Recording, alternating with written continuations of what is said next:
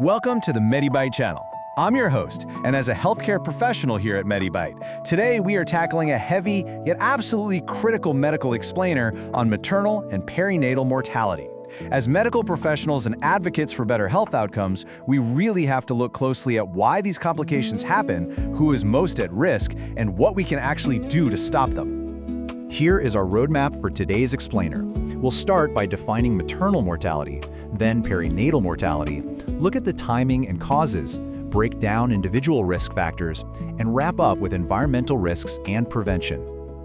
Let's jump right into Section 1, defining maternal mortality. When we use the term maternal mortality, we're specifically talking about the death of a woman caused by complications directly related to pregnancy or childbirth. This can happen during the pregnancy itself or shortly after delivery. It's a vital health metric meticulously tracked worldwide, typically measured as a ratio per 100,000 live births.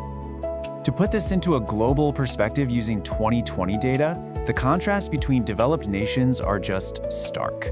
Take the United States, which sits at a ratio of 21 deaths per 100,000 live births. But then you look at European countries. The UK is at 10, and Poland is all the way down at just 2.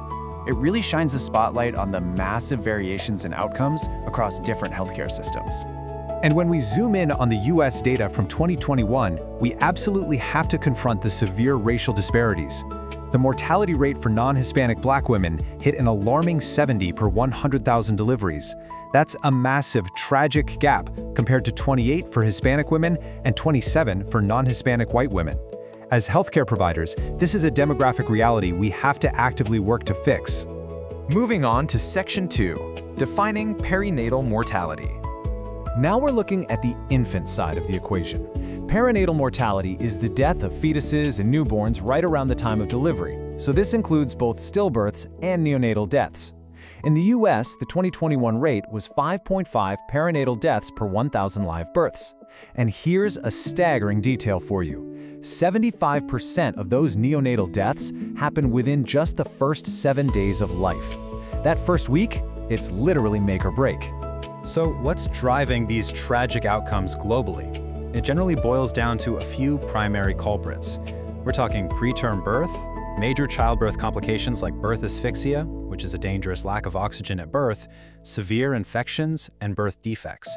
And stillbirths themselves can be tied to complications originating from the fetus, the mother, or the placenta. It's a complex web of risks. This brings us to Section 3, timing and causes. Now this part is fascinating and honestly often totally misunderstood.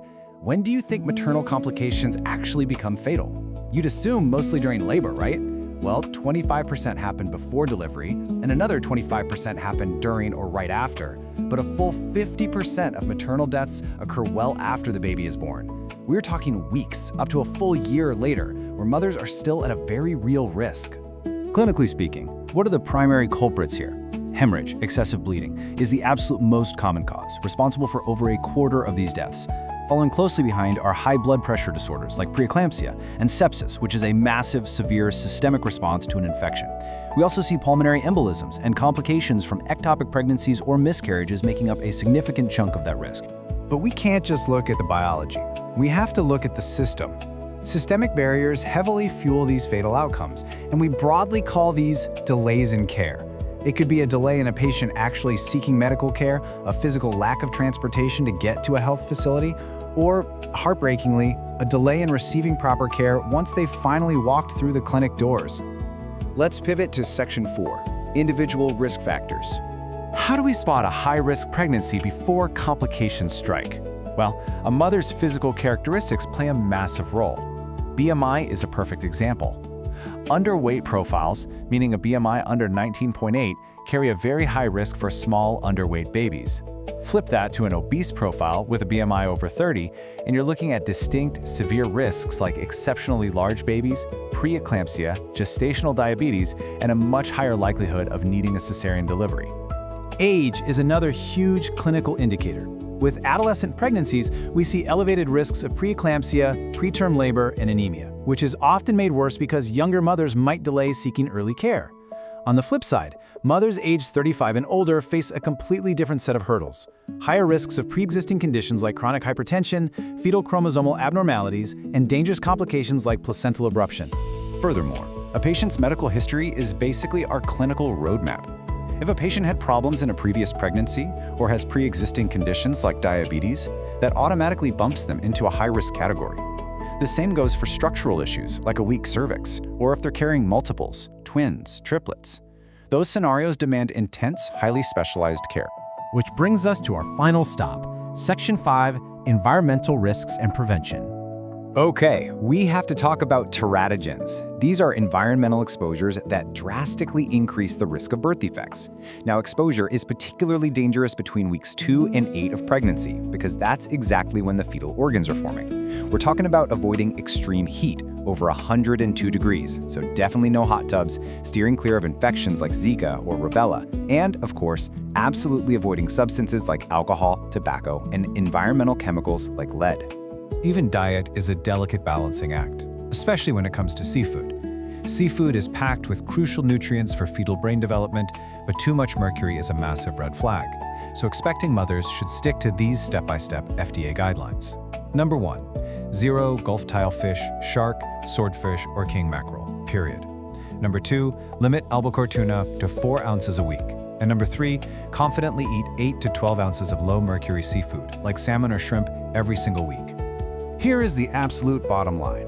Out of all the sobering statistics, the dense medical data, and the systemic roadblocks we've unpacked today, this is the single most important takeaway from our explainer. 4 out of 5. Approximately 4 out of 5 maternal deaths are entirely preventable. 4 out of 5. If we get the timing, the care, and the awareness right, we can literally save these lives. So I want to leave you with a challenge. Knowing that the vast majority of these tragic outcomes are completely preventable, how will you use this knowledge to advocate for better, proactive maternal care in your own community? Thank you so much for learning with us today. Please like, share, and subscribe to the MediByte channel so we can keep bringing you clear, empowering medical knowledge. Stay healthy, and I'll catch you in the next explainer.